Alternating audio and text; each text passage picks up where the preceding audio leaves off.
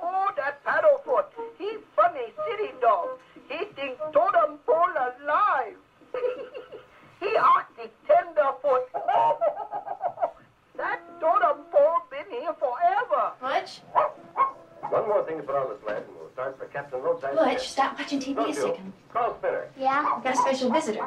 Spinner! Spinner! Now, do you remember when I told you your daddy died in a POW camp? Well, this here is Captain Koons. He was in the POW camp with Daddy.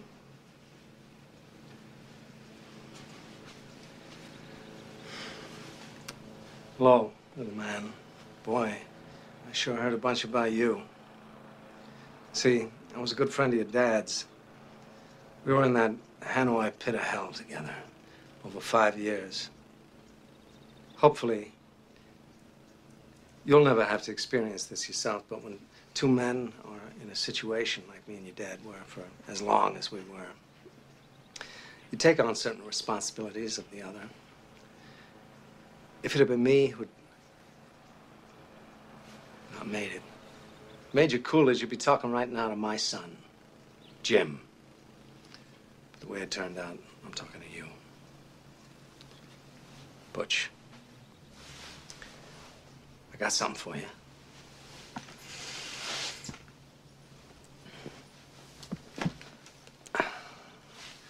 This watch I got here was first purchased by your great-grandfather during the First World War. It was bought in a little general store in Knoxville, Tennessee.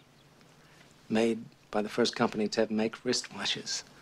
Up till then, people just carried pocket watches. It was bought by private doughboy Orion Coolidge on the day he set sail for Paris.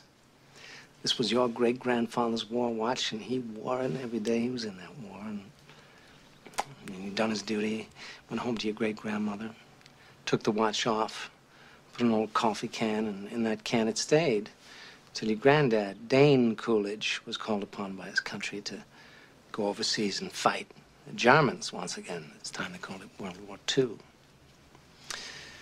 great-grandfather gave this watch to your granddad for good luck. Unfortunately, Dane's luck wasn't as good as his old man's. Dane was a Marine, and he was killed, along with all the other Marines at the Battle of Wake Island. Granddad was facing death. He knew it. None of those boys had any illusions about ever leaving that island alive, so 3 days before the Japanese took the island, your granddad asked a gunner on an Air Force transport named Wanaki, a man he'd never met before in his life, to deliver to his infant son, who he'd never seen in the flesh, his gold watch.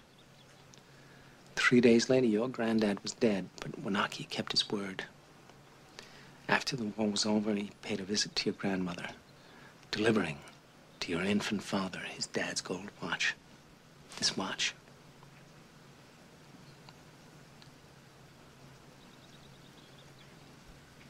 This watch was on your daddy's wrist when he was shot down over Hanoi. He was captured, put in a Vietnamese prison camp. He knew that if the gooks ever saw the watch, it'd be confiscated, taken away.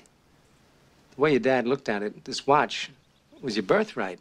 You'd be damned if any slope's gonna put the greasy yellow hands on his boy's birthright, so he hid it. In one place he knew he could hide something, his ass. 5 long years he wore this watch, up his ass. Then he died of dysentery. Give me the watch. I hid this uncomfortable hunk of metal up my ass, 2 years. Then, after 7 years, I was sent home to my family. And now, little man, I give the watch to you.